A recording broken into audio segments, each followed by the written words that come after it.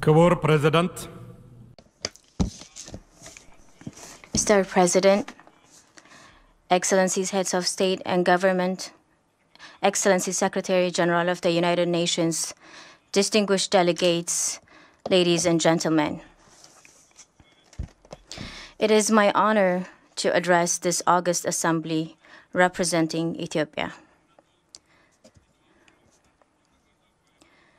I would like to extend my heartfelt congratulations to Your Excellency on your election as the President of the 78th session of the General Assembly. I assure you of my country's full support in the execution of your responsibilities.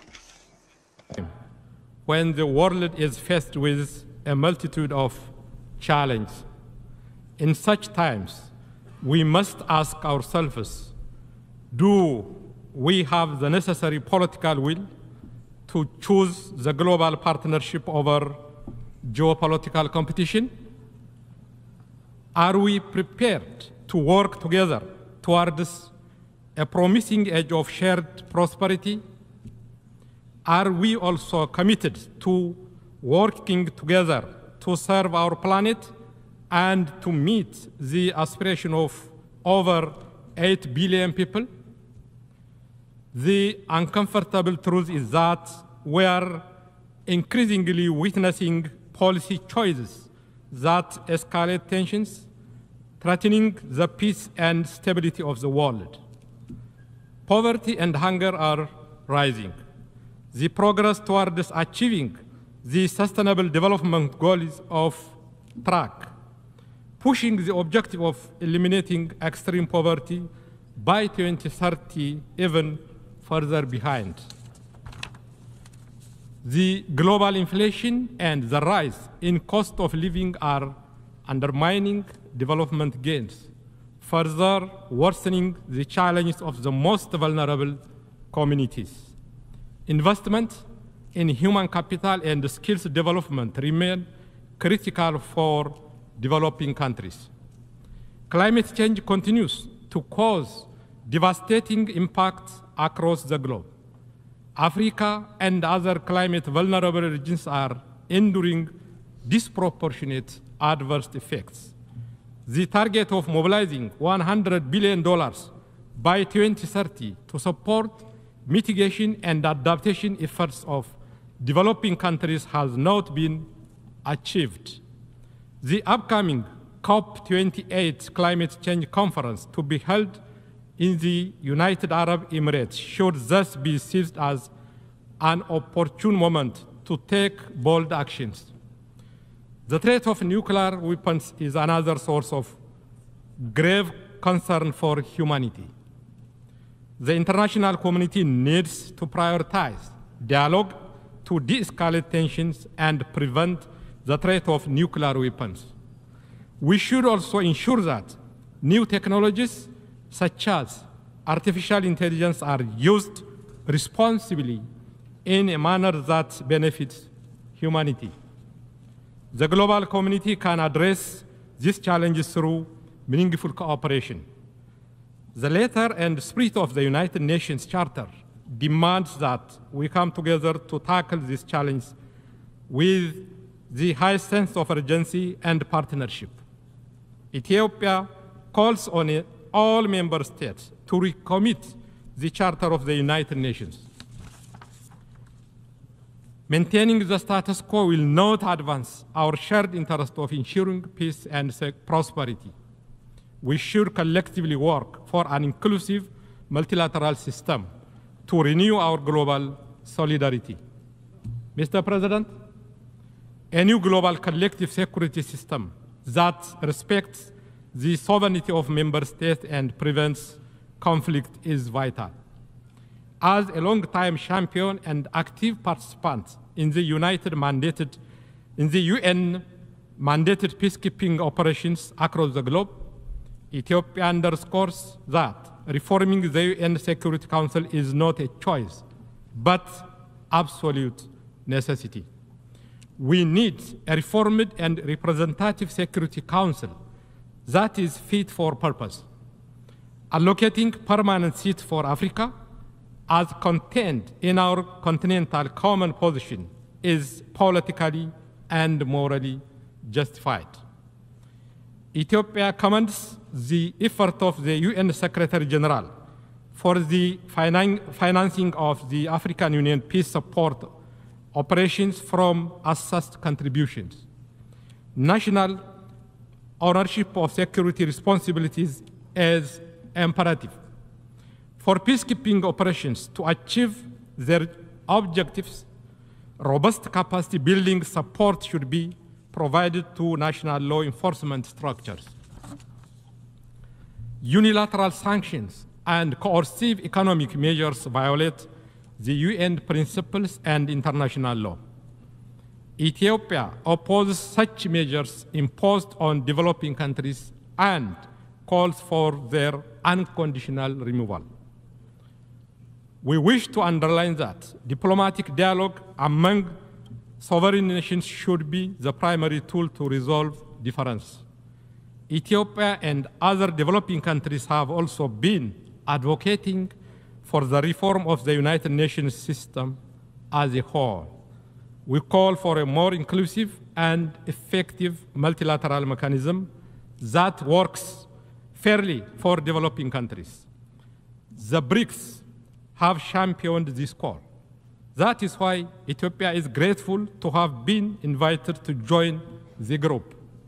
Mr. President, while the world has the financial resources to fund all development targets of the 2030 Agenda, its implementation has fallen behind. Therefore, what we need is firm political commitment and renewed global partnership. The Addis Ababa Action Agenda should also be fully implemented to meet the SDGs. Ethiopia has aligned its 10-year development plan with the SDGs. We are resolute in accelerating our inclusive political and economic reforms for a more peaceful and prosperous society. We are also committed to finding comprehensive solutions to the climate crisis.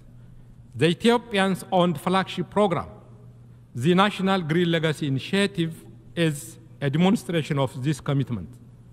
The objective of the program is to cultivate a green culture and ensure the country's development through rural and urban green initiatives. The program has been successful, and we are making every effort to share our experience. Mr. President, the Pretoria Peace Agreement ended a two-year-long conflict in northern Ethiopia.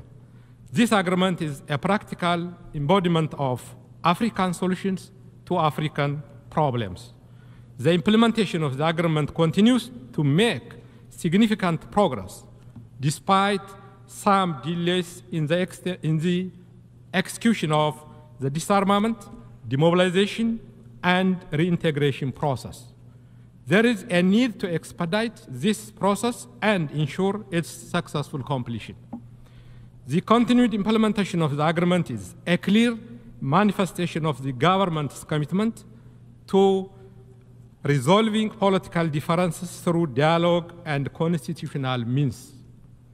We are also actively undertaking rehabilitation and reconstruction programs in areas affected by conflict.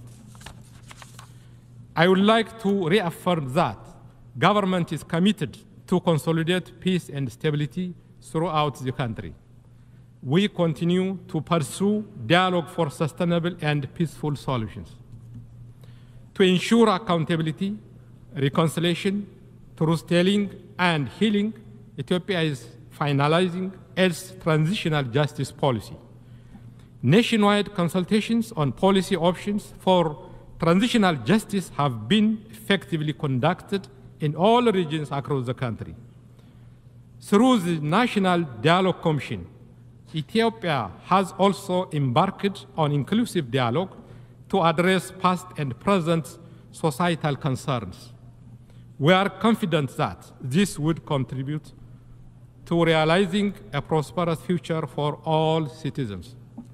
Mr. President, conflict-induced crises in the Horn of Africa require a regional approach with the support of the international community. We express our solidarity with the brotherly nations of the Republic of Sudan, which is facing difficult times. We are confident that Sudan will find a way to resolve the conflict peacefully and re-establish order. Ethiopia has been supporting the effort for peace with full respect for the sovereignty and territorial integrity of Sudan. It is important to make sure that all peace initiatives are coordinated. Ethiopia continues to honor its responsibility by promoting regional integration to advance peace, stability, economic cooperation, and people-to-people ties. We are working to materialize the development potential of our region. Ethiopia is determined to cooperate with its neighbors to expand trade, investment, and regional integration through infrastructure development, efficient logistics, and connectivity. Any bottleneck that would constrain shared prosperity of the region needs to be addressed in a concerted approach. Fostering closer partnership is critical to create access to seamless connectivity. Cultivating mutual trust and friendship is the right choice for regional cooperation and interdependence.